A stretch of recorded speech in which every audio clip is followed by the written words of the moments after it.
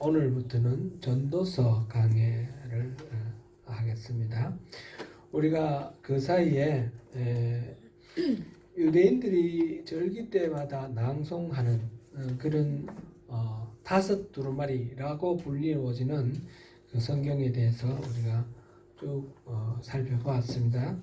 이 에레미야 지난주까지 에레미야서 애가를 했고 이번에 전도서가 마지막이죠. 유대인의 그 유월절에는 아가스를 낭독을 하고 오순절에는 룻기를 낭독하고 그 다음에 아보월 9일 피그의 날에 에레미야 애가를 낭독한다 했습니다. 그리고 장막절에 요즘식으로 개념을 하면 추수감사절입니다. 추수감사절에 전도서를 낭독을 하고 그리고 부림절에 에스더서를 낭독한다 하는 것을 우리 했고요.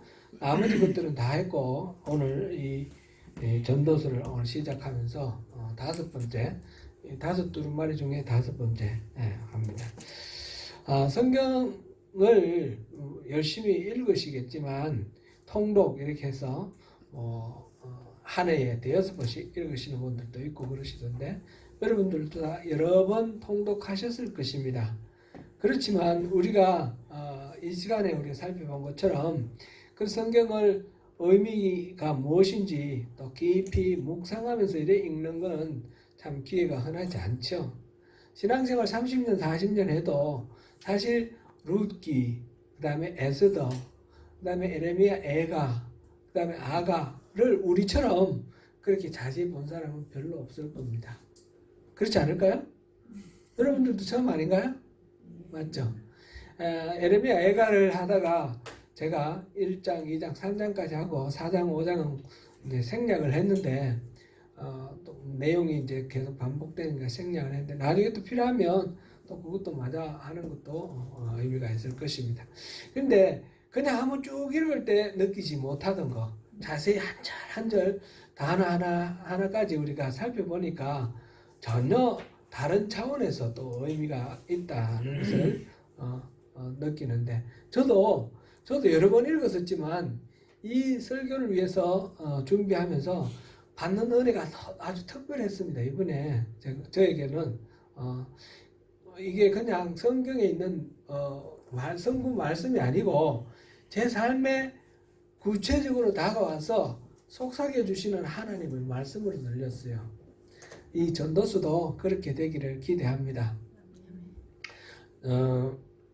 전도서를 수장절, 장막절에 읽는 이유가 뭔가 이러면 수장절, 장막절은 추수감사절이라고 그랬죠. 그리고 이스라엘 백성들이 출애굽해서 광야 생활할 때 그때 텐트 치고 살던 그 시절을 기억하는 그런 의미의 절기라 그랬습니다.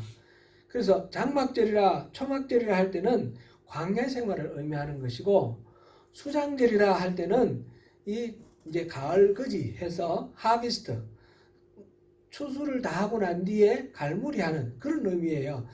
같은 절기인데 이름이 그렇게 두 가지가 다른 의미를 가진 절기가 있습니다. 이것은 조상들이 광야 생활을 하면서 살았던 그 시대의 말하자면 고생, 광야 생활은 고생이죠. 고생을 체험하면서 그 고생 가운데서 하나님이 어떻게 인도하셨는지 그 하나님 은혜에 감격하면서 살자 하는 것을 자손 대대로 교육시키는 방식이에요. 그래서 수장절, 장막절에는 유대인들은 지금도 이 초막을 만들어 가지고 거기서 이 절기 동안 지낸다고 합니다. 아주 좀 이렇게 아주 보수적인 그런 그 유대교 신도들은 그렇게 한다고 합니다. 그리고 이것이 또 왜 하필이면 전도서인가 그런 생각이 드는데 그렇게 하나님께 감사드리면서 이 전도서의 가장 중요한 주제가 헛되다거든요. 무상하다, 허무하다 그런 거니까 이 편안함 지금 우리가 누리고 있는 이 편안함도 사실상 하나님이 은혜를 주신 잠깐 누릴 수 있는 거고 무상한 거다. 이 땅에서 누리는 거는 다 무상한 거다. 나그네 삶. 그 텐트 치고 살던 때 그때처럼 잠깐 와서 우리가 텐트 치고 사는 나그네의 삶이다라는 것을 깨닫자. 그런 뜻으로 이 전도서를 읽는다는 것입니다. 그와 아울러서 그 장막 생활할 그 광야 시대에 그때 하나님이 만나를 주셨듯이 이제 가나안 땅에 와서 정착하고 난 뒤에는 밀이라든지 뭐 포도라든지 이런 농산물을 풍성하게 거둘 수 있도록 주시는 방식은 다르지만 이렇게 늘 우리 이스라엘 백성들을 먹여주시고 길러주시고 보호해주셨던 그 은혜에 감사드리면서 이 전도서를 읽으면서 하나님께 해 아래 있는 것은 다 무상하다라는 것을 통해서 이제 하나님께 더 감사하자 그런 의미로 이것을 읽는다 그렇게 합니다. 제가 에레미야 애가 지금 이때까지 쭉 제가 첫 시간에 주제를 다 말씀드렸어요. 그 성경의 주제를 다 말씀드렸어요. 이번에는 말씀 안 드리려고 그래요. 뭐 영화나 뭐 연속극 보면 뒤에 뭐가 될지 모르기 때문에 기대가 되고 재미가 있잖아요. 제가 주제를 말씀드리는 거는 이게 우리 본질에서 흩어지지 않기 위해서 주제를 먼저 말씀을 드렸는데 그러다 보니까 하면서 저도 스스로가 뻔한 얘기가 이렇게 계속 되니까 흥미를 잃게 돼요. 그래서 이번에는 제가 감춰둘 겁니다. 여러분들이 이 관심을 가져야 될 부분은 이 제목이 허무하다 그랬고 무상하다 그랬는데 이 헛되다 헛되고 헛되며 헛되고 헛되니 모든 것이 헛되다 이게 전체의 줄거리거든요. 주제이거든요. 근데 이게 어떻게 성경이 되었을까? 이게 어떻게 성경이 되었고 해마다 수장절 초막절에 이것을 회당에서 읽을까? 그 의미는 헛되기 때문에 읽는 건 아니에요. 그거를 생각하면서 끝까지 마지막까지 가야지 그게 나옵니다. 답이 나옵니다. 지금 예레미야 애가에서는 그 핵심 주제가 5장 중에서 3장 한가운데 있었습니다. 그죠? 근데 지금 이 전도서는 맨 앞과 맨 끝에 있습니다. 맨 앞과 맨 끝에 있는데 맨 앞만 봐서는 알 수가 없고 맨 끝도 그냥 봐서는 알 수가 없어요. 제가 여러분들의 흥미를 돋구기 위해서 일부러 이렇게 궁금증을 유발하면서 하도록 하겠습니다. 전도서라는 오늘 첫 시간이니까 개관을 좀 해야 되는데요. 전도서라는 이 책, 이건 사실상 성경으로 채택되기 위해서 참 논란이 많았던 거예요. 우리가 지금 느끼는 것 비슷한 그런 느낌이 있어서 나름대로 굉장히 논란을 많이 겪고 그래도 이게 이런 하나님의 말씀이 담겨 있으니까 성경이 맞다. 그래가지고 이제 성경이 되었는데 제목이 뭐예요? 전도서입니다. 전도서. 전도서 전할 전자, 길도자. 도를 전하는 책 이렇게 되어 있습니다. 제가 이민 오기 전에 저기 안국역 전철역을 이렇게 나가니까 누가 와서 인사를 하면서 도를 아십니까? 얼굴이 뭐 화나다든가 뭐 그러면서 도를 아십니까? 그 도를 전하는 사람이에요, 그 사람, 그죠? 그런데 그거는 좀 진짜 도는 아닌 것 같아요. 사이비도 같은데 진짜 도 하나님의 말하면 세상 운행의 이치, 인생을 전체를 꿰뚫는 가장 중요한 원리, 그것을 도라고 말할 수 있는데 그 도를 전하는 책이 전도서 이것입니다. 근데 원래 이 전도서는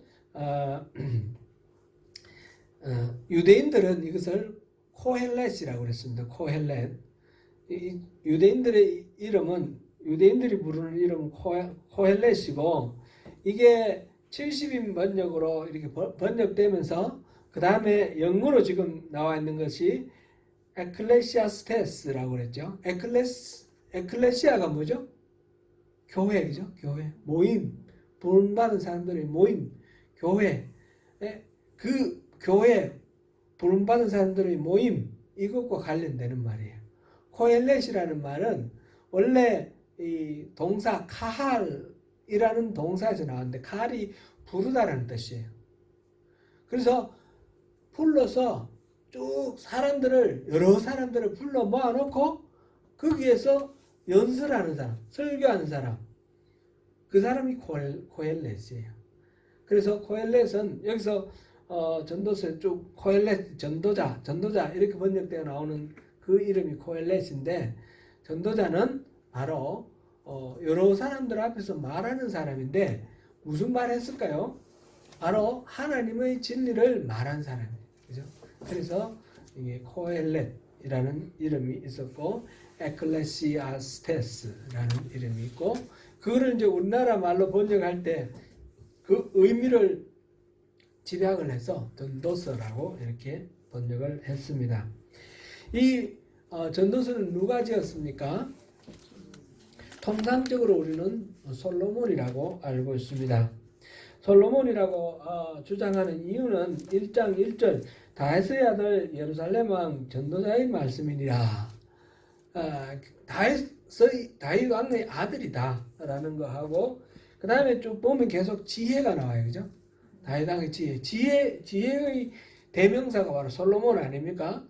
그래서 전통적으로 전도서는 솔로몬이 저작한 것으로 그렇게 간주해 왔습니다. 오늘날 그런데 신학자들 중에 전도서의 저자가 솔로몬이라고 생각하는 신학자는 없습니다.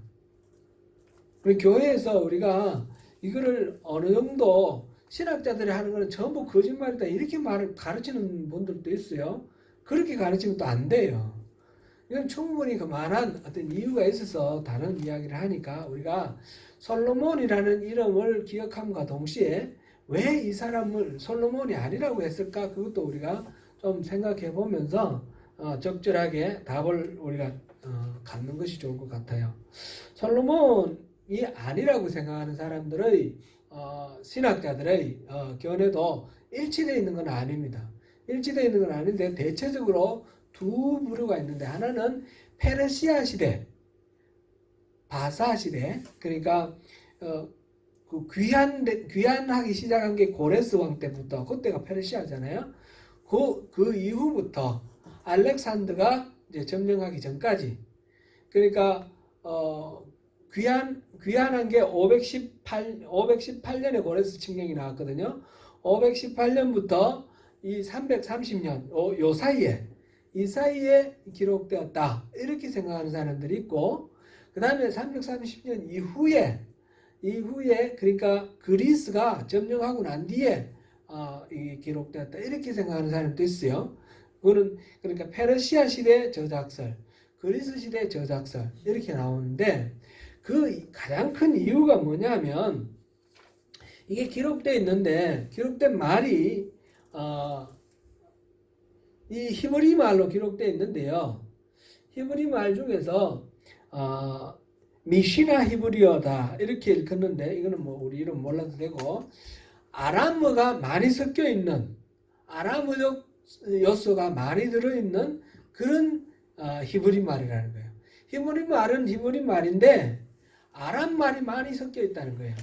아람 말이 언제 섞여 있냐면 히브리 사람이 바벨론으로 포로로 끌려가고 난 뒤부터 바벨론의 공식 언어, 바벨론이나 그 다음에 페르시아나 여기서 공식적으로 쓴 가장 큰 언어가 아람어예요.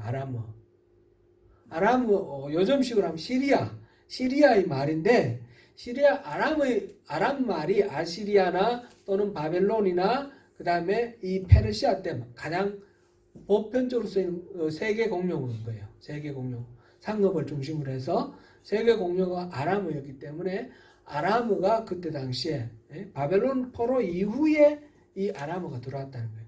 이제 그걸 어떤 식이냐면 요즘식으로 보면 어떤 사람이 일기를 썼는데 보니까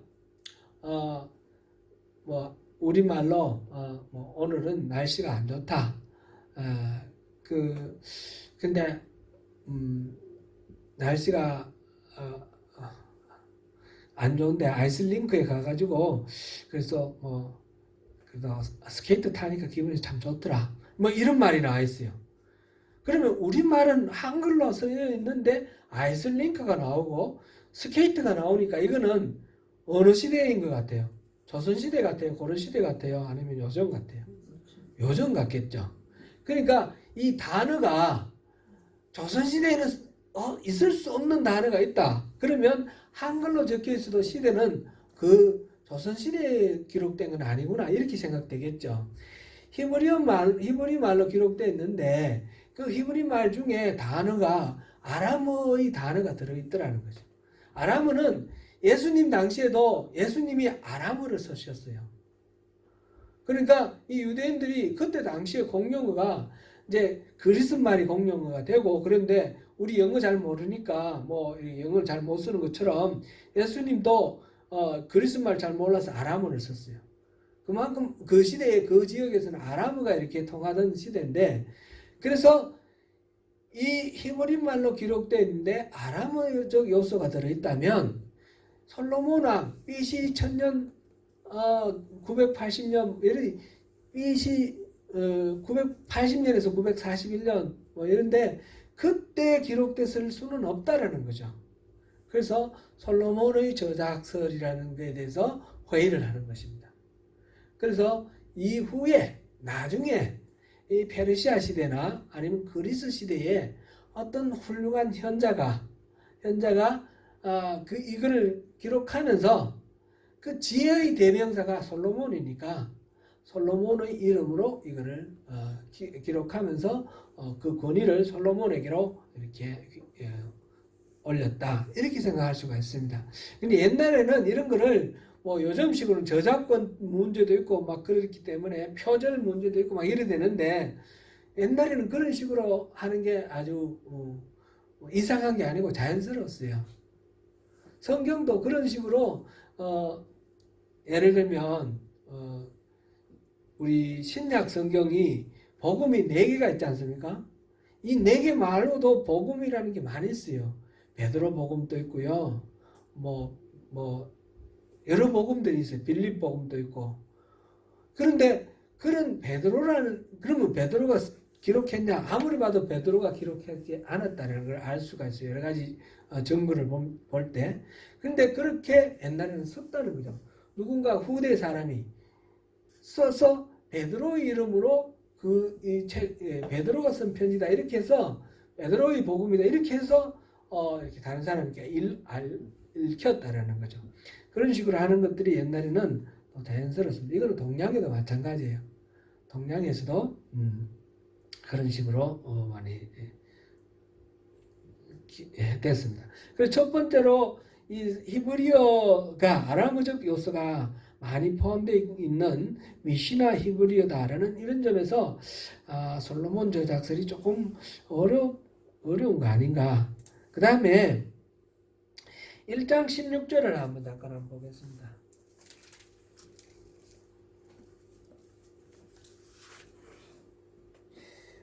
내가 내 마음속으로 말하여 이르기를 보라 내가 크게 되고 지혜를 더 많이 얻었으므로 나보다 먼저 예루살렘에 있던 모든 사람들보다 낫다 하였나니 내 마음이 지혜와 지식을 많이 만나보았습니다. 여기서 나보다 먼저 예루살렘에 있던 모든 사람, 이 모든 왕이라고 되어 있어요. 그 의미는 모든 사람은 모든 왕이라는 것이에요. 그럼 솔로몬 앞에 예루살렘에 있던 왕은 누구예요? 다윗밖에 없어요. 근데 자기 아버지 다윗보다도 내가 훨씬 낫다 이러면서 쓰쓸 일은 없을 거 아닙니까? 그죠? 비교 대상자가 여러 사람이면 괜찮은데 딱 한 사람밖에 없는데, 그죠? 그 왕이 아니라 하더라도 일반 사람이라 그래도 예루살렘에서 그렇게 지혜를 자랑한 사람이 없어요. 그 솔로몬 이전에는. 다윗 왕 때 예루살렘이 여부수 사람이 살고 있던 예루살렘을 정복을 해서 그때부터 유대 사람들이 살았는데 그렇게 비교할 대상이 없다는 거죠. 그런 것을 봤을 때 아마 솔로몬 저작설은 조금 그냥 나중에 후대에 기록된 것을 좀 더 권위를 주기 위해서 그러지 않았을까. 다윗의 아들이라고 그랬잖아요. 그런데 다윗의 아들은 또 솔로몬만 있는 건 아니죠. 여러 아들이 있는데 그럼 그 누굴까 이런 생각도 있고 아가스도 사실은 솔로몬 저작설에 대해서는 신학자들은 많이 믿지를 않아요. 근데 아가스는 솔로몬이라는 이름이 있어요. 그러니까 솔로몬의 저작설을 주장해도 말이 되는데 이 전도서에는 솔로몬이라는 이름도 나오지 않습니다. 여러 가지 이유 우리가 지금 여기서 뭐 신학적으로 따질 건 없고 그 연구 업적을 바탕으로 했을 때 솔로몬의 저작설은 지금 신학자들 중에는 믿는 사람이 없다 라는 것을 우리가 현실로 인정을 하고 그러면 페르시아 시대나 아니면 이 그리스 시대의 후대의 어떤 현자가 솔로몬의 이름으로 이렇게 기록했구나. 그렇게 우리 이해를 해도 좋겠고요. 그러면서 이 기록할 때 아마 솔로몬의 심정으로 기록했을 수도 있다. 솔로몬으로 감정이입을 해서 솔로몬을 감정이입해서 이렇게 기록했을 수도 있다. 그러니까 이제 솔로몬의 저작으로 생각하고 읽었던 거하고 크게 다르지 않게 우리가 읽을 수가 있다라는 것을 말씀을 드립니다. 그래서 이거는 기록한 사람은 누구냐 하면 통상 전통적으로는 솔로몬이라 했는데 아마 그 페르시아 시대 같으면 4, 5세기가 될 거고 BC 그리스 시대라 그러면 3세기 정도 될 거예요.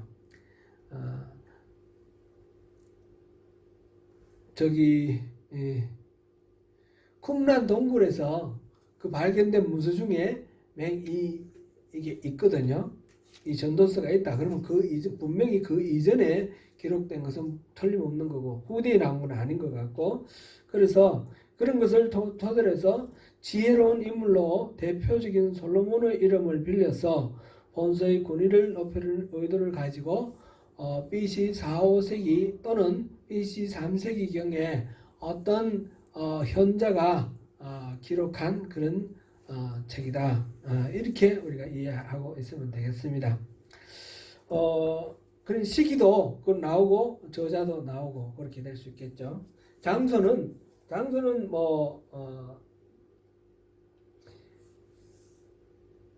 아마 이거는 예루살렘에서 기록되었을 것이다. 포로 귀환 이후에 예루살렘에서 기록되었을 것이다. 이렇게 우리가 생각하면 되겠습니다. 본문에 들어가서 오늘 조금만 보겠습니다. 1장 1절부터 11절까지 보는데 그 전도서 전체의 주제라고 제가 앞서 말씀을 드렸는데 2절, 3절 우리가 한번 읽어보겠습니다. 시작.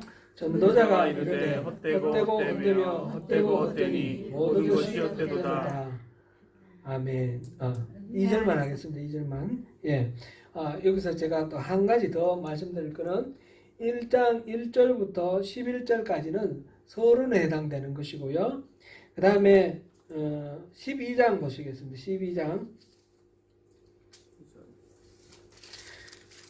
12장 9절부터 14절까지가 마지막 결론에 해당됩니다. 그 사이가 이제 본론인데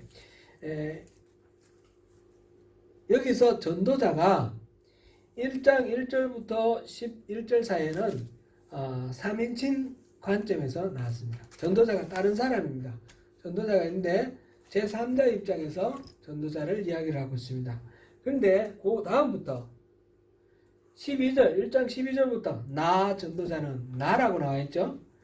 계속해서 본론 전 끝까지 12장 8절까지가 이 전도자는 나라는 1인칭 관점에서 기록되어 있습니다. 이거를 우리가 생각을 해두고 염두에 두고 우리가 보면서 한번 짚어보면 좋을 것 같습니다. 그리고 끝에 나오는 12장 9절부터 14절은 또 다시 3인칭으로 돌아갑니다. 그래서 이 코엘렛 도를 전한 사람도 아마 한 사람 아니고 두 사람이 아닐까.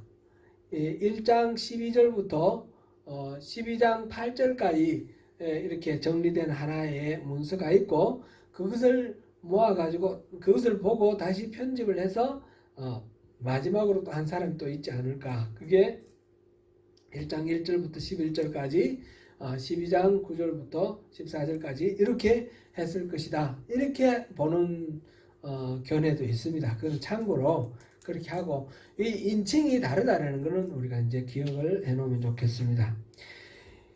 1장 2절에서 헛되고 헛되며 헛되고 헛되니 모든 것이 헛되다. 이 헛되다라는 말, 이 헛되고 헛되며 헛되고 헛되다라는 말을 이 헛되다는 말이 하벨이라는 단어를 썼습니다.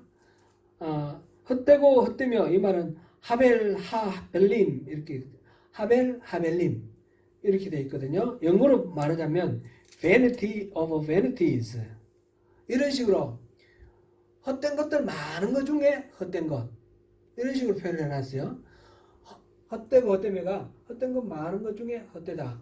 또 헛되고 헛되니 헛된 것 많은 것 중에 또 헛되다. 그러니까 모든 것들은 헛되다. 이런 식으로 되어 있는 거예요. 하벨 하벨림 림으로 끝나는 거예요. 임으로 끝나는 건 복수라 그랬잖아요. 그죠? 예? 케도빔 그 다음에 케루빔 천사들 할 때 그룹 케루빔 이렇게 되어 있는 것처럼 이거는 복수형이에요. 하벨 하벨림 이런 식으로 되어 있어요. 이거는 지성소라고 할 때 영어로 Holy of Holies 이렇게 하죠. 그 다음에 아가스는 Song of Songs 그랬죠. 많은 건 왕, 그럼 King of Kings 이러죠. 이런 용법이 있는 거예요. 이런 용법. 많은 것들 중에 하나 이렇게 하면서 강조하는 거. 최상급으로 강조하는 거. 그러니까 하벨림 하면 헛된 것 중에 최상으로 헛되다는 거예요. 가장 헛되다. 너무 그 이상 더 헛된 게 없을 정도로 너무너무 헛되다. 참 어떻게 표현할 수 없을 정도로 헛되다. 이런 식의 헛되다는 것을 아주 절절하게 그렇게 하는 말입니다. 이 헛되다. 이거는 다른 의미로 보면 숨, 공기 이런 의미도 있고 공기를 우리 잡을 수 없는 것처럼 이게 헛되어서 아무 의미가 없고 참 무상하다. 인생 무상하다. 텅 비었다. 그런 의미입니다. 그런 식으로 지금 이야기를 하고 있습니다. 헛되고 헛되며 헛되고 헛되니 모든 것이 헛되다. 이 세상은 아무럴 때 다 헛되다. 지금 3절부터 쭉 나오는 거는 8절까지 3절부터 8절까지 보면 해아래 수고하는 모든 수고가 헛되다. 한 세대가 가고 또 새로운 세대가 오고 계속 오는데 산천은 의구하고 인글은 간 곳 없다. 그런 우리 시조가 생각나네요. 가노라 삼각사나 그건가요? 예. 그런 사람들은 계속 흘러가 버리고 남아있는 자가 없고 그런데 산천은 의구하고 가만히 있는 것 같아요. 가만히 있는데 해는 떴다가 지고 떴다가 지고 이 옛날 사람들은 해가 동쪽에서 이렇게 떠가지고 하늘을 지나서 불수레를 타고 이렇게 서쪽으로 갔다가 밤에는 부지런히 또 지하를 통해서 동쪽으로 가서 다시 이렇게 온다는 거 그런 식으로 믿었어요. 그러니까 이거 막 정신없이 막 땀 뻘뻘 흘리며 이렇게 부지런히 일하고 있는 해의 모습이에요. 근데 계속 왔다가 지고 떴다가 지고 아무 의미 없이 계속해서 반복되는 그런 무의미한 반복으로 지금 이 시인은 노래하고 있습니다. 바람은 남으로 불다가 북으로 돌아가며 이리 돌며 저리 돌아 바람은 그 물던 곳으로 돌아가고 바람이 이쪽에서 불고 저쪽에서 불고 어디로 가는지 뭐 이 왔으면 어디 가는 데가 있을 텐데 왔던 곳으로 돌아가는구나 그런 정도죠. 이런 식으로 헛되고 헛되다 이제 지금 얘기가 시작되기 됐는데 이 헤벨 헛되다 이런 이 말과 똑같은 이 말이 사람의 이름으로 됐을 때 그게 아벨이에요. 아벨. 아담과 하와가 두 사람이 낳은 아들이 두 사람이 있어요. 그죠? 세 사람이 있는데 처음 둘이 있었어요. 처음 둘이 있었는데 첫 번째 누구예요? 가인이고 두 번째는요? 아벨이에요. 근데 가인이라는 이름은 카나라는 이름이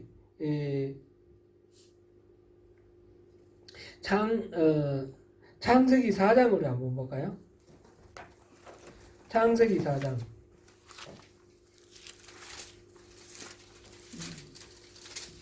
창세기 4장 1절. 아담이 그의 아내 하와와 동침하며 하와가 임신하여 가인을 낳고 이르되 내가 여호와로 말미암아 등남하였다 하니라. 아멘.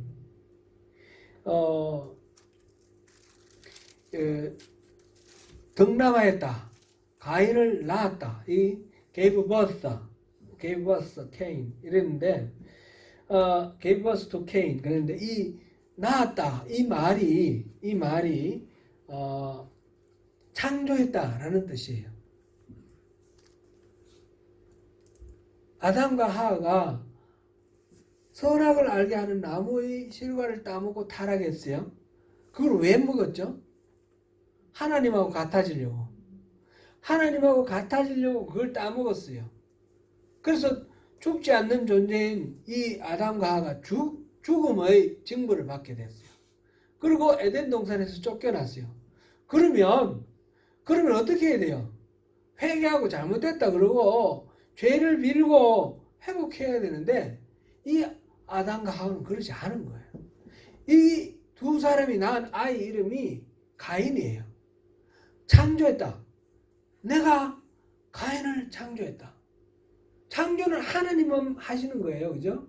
그런데 이 사람이 아이를 낳고는 내가 이 아이를 창조했다. 이렇게 말하는 거예요. 그 아이는 사실 생명을 누가 만들어 주셨어요? 하나님 만들어 주셨는데 그걸 모르고 자기가 이 아이를 창조했다고 믿는 거예요.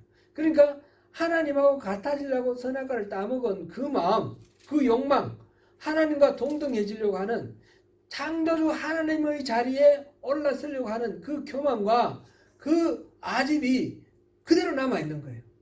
그 이름이 바로 가인으로 나타난 거예요. 가인이라고 이름 지었어요. 그 다음에 두 번째로 낳은 아이 이름을 아벨이라고 지었어요. 아벨이라는 이름은 뭐냐? 헤벨, 쉼, 공기, 텅빔, 허망함, 허무함, 아무것도 없음.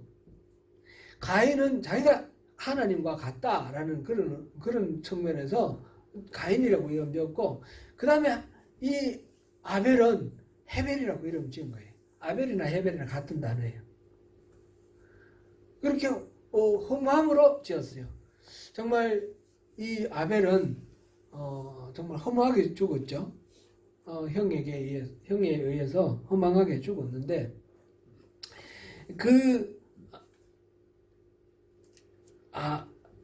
가인을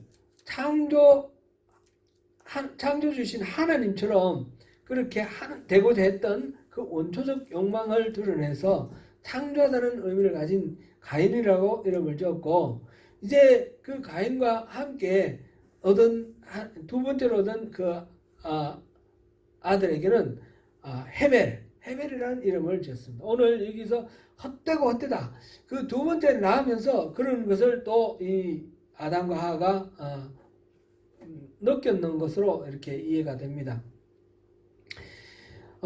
피조물인 인간이 창조주 하나님을 떠나 자기 힘으로 이 세상의 가치들을 절대화한 후에 그 다음에 삶의 안위, 평안함 또는 의미, 구원을 얻으려고 하는 이 모든 시도나 이 모든 그 욕망, 그 모든 욕망의 귀결은 결국은 허무입니다. 가인이라는 이름의 마지막 귀결은 헤벨이었다는 거죠. 헤벨. 그런 것이 됐다는 것을 우리 이 이름 헤벨이라는 헛되고 헛되다라는 이 말 속에서 우리가 찾아보겠습니다. 그리고 3절부터 8절까지 그다음에 5절은 해는 뜨고 지대, 그다음에 6절은 바람 이야기고 7절은 뭐예요?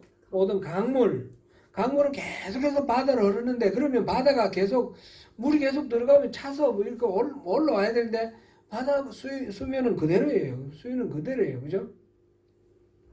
뭔가 이 세상에 있는 모든 강이 들어가는데 홍수 때는 많이 들어가고 들어가는데 뭔가 바다에 변화가 있을 것 같은데 그대로라는 거죠. 아무 의미 없는 그냥 강물을 공급해 주는 것이 자체가 의미 없어 보이는 것 같은 그런 것을 지금 말하고 있습니다. 그 다음에 모든 만물이 피곤하다는 것을 사람이 말로 다 말할 수는 없나니 눈은 봐도 족함이 없고 귀는 들어도 가득 차지 아니하도다. 지금 만물이 막 이렇게 여러 가지 지금 해, 바람, 강 이런 걸 통해서 끊임없이 사계들이 계속 돌아가듯이 해가 돌아오고 강물은 흘러가고 바람은 불어가고 뭔가 계속 움직임이 있는 것 같은데 그 움직임의 결과는 아무 변화 없이 그대로라는 거죠.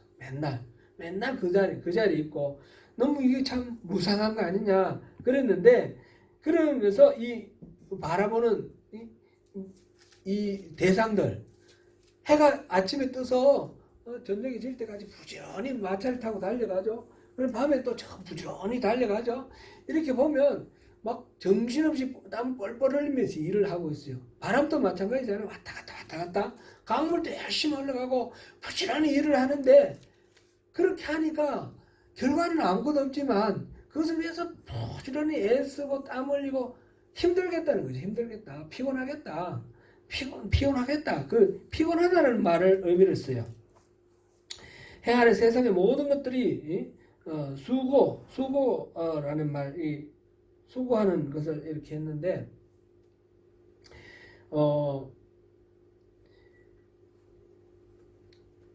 이 수고하는 것들, 자연이 움직이고 막 이렇게 애쓰고 하는 것들, 이게 이제 타락 이후에 노동의 개념이 달라져서 그런 거죠. 노동이라는 것이 창조했을 때, 하나님이 인간을 처음 창조했을 때 아담과 하와는 에덴 동산에서 일을 했습니까? 안 했습니까? 노동을 했습니까? 안 했습니까? 안 했을까요? 했을까요? 안 했다. 손 들어보시죠. 했다. 했습니다.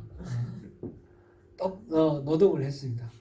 이 땅을 정복하고 다스리라 그랬고요. 그래 아담이 이 짐승들, 모든 짐승들, 식물들 다 이름 다 지어줬잖아요. 그리고 경작했잖아요. 경작. 땅을 경작했다고 그랬잖아요. 그런데 그 노동을 그렇게 했는데 나중에 타락하고 난 뒤에 땅이 거칠어져 가지고 이제 똑같은 노동을 하는데 그전에는 이 노동이 즐거움이었어요. 기쁨이었어요. 요즘식으로 표현하면 게임이고 놀이에요. 노동 자체가. 이름 지어주고 막 꽃 가꾸고 이게 처음 막 재미난 그런 놀이였는데 이제는 땀을 흘려야 되고 소출이 마음대로 안 나오니까 막 땅을 기름지게 하기 위해서 거름도 만들어야 되고 이런 식으로 노동을 하면서 그 노동 자체가 고통이 되어버린 거예요. 타락의 결과 노동이 고통이 된 겁니다.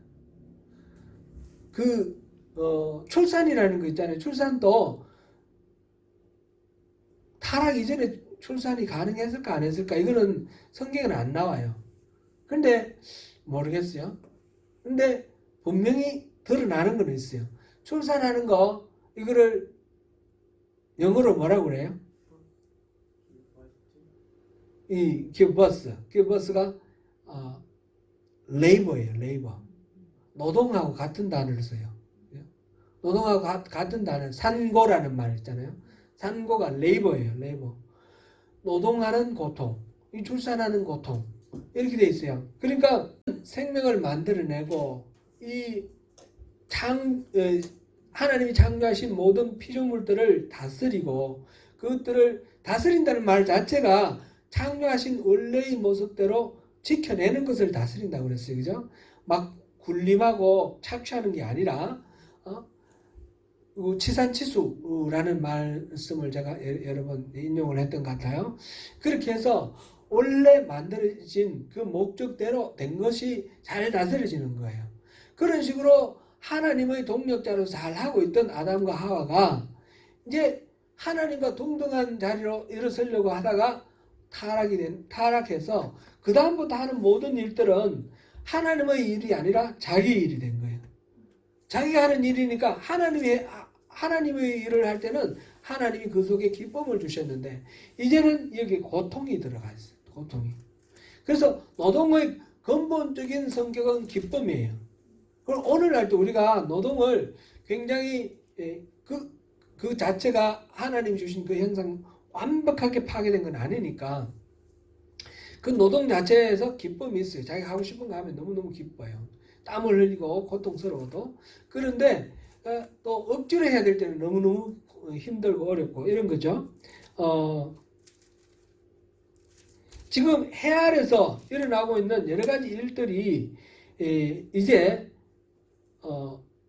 타락 전의 노동하고 지금 완전히 달라져서 너무 수고스럽고 힘든데 이게 여기서 해 아래서 3절에 해 아래서 수고하는 모든 수고가 사람에게 무엇이 유익한가 했을 때 이때 수고라는 말이 단어가 아말이라는 단어인데 이거는 진절이 노력이라는 뜻이에요.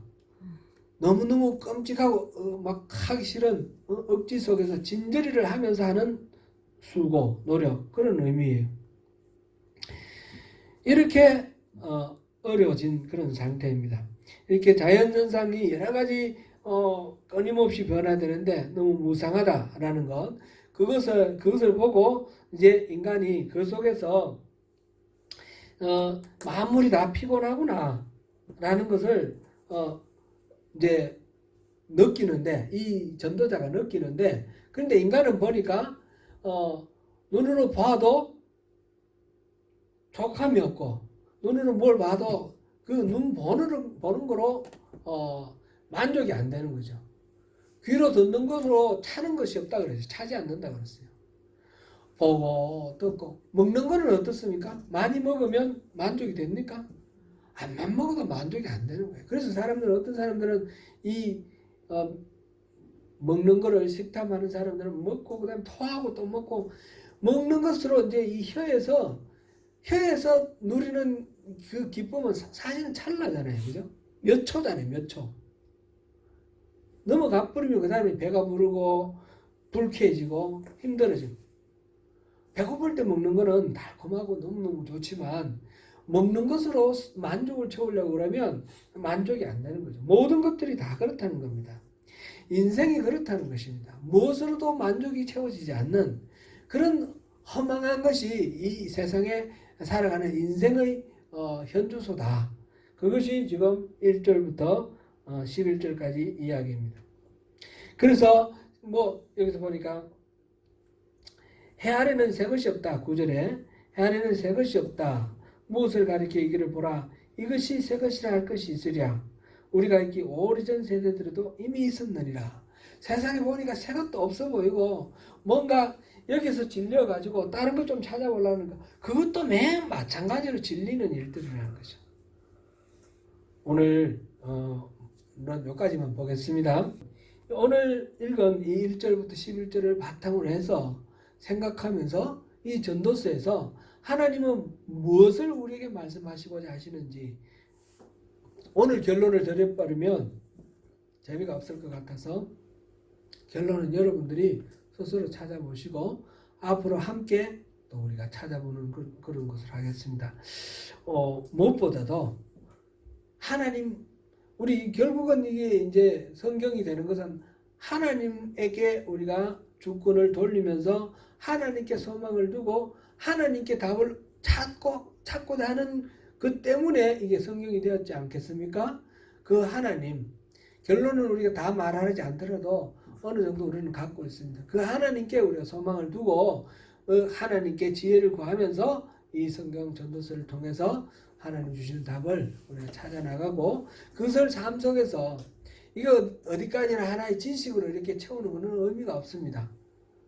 그러면 우리는 이거는 이 무상함은 어떤 식으로 우리가 이해하고 극복하고 우리가 의미를 부여를 해서 우리 삶에 가치 있는 어떤 선택을 하면서 그 가치 있는 땀을 흘릴 것인가, 그것을 함께 찾아가시는 가운데서 주님이 주시는 그 은혜를 누리시는 저와 여러분 되시기를 축원합니다.